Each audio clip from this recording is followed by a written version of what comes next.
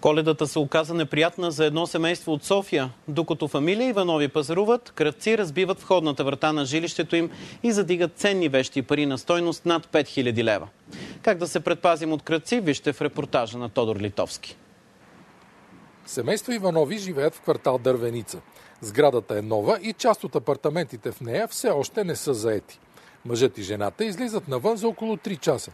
Когато се прибират, ги очаква неприятната изненада. Още на булеварда видях, че светят лампите в къщи и казах на моят приятел, че гаранция има обир в къщата ни. И той каза, може би си забравял лампите.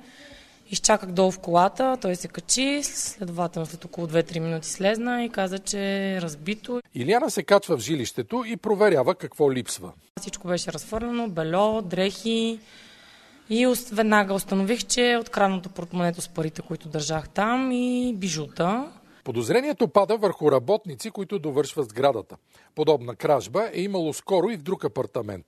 Усещането е, че ми развалиха празниците, но ние сме супер положителни хора и се надяваме за напред всичко да е окей. Според ключарите, които възстановяват щетите, вратата е разбита с щанга. Колко излиза на семейството щета? В случая някъде към 200-300 лева ще излезе при всички положения, но това е защото ще сложим добро заключване, надежно. Около празници кражбите с взлом в София зачестяват, отчитат аварийните ключари. Последната седмица поне 5 такива има.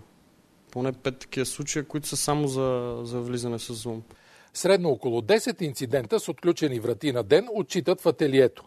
Крадците предпочитат по-луксозните врати и заключването с касов ключ. За БНТ София, Тодор Литовски.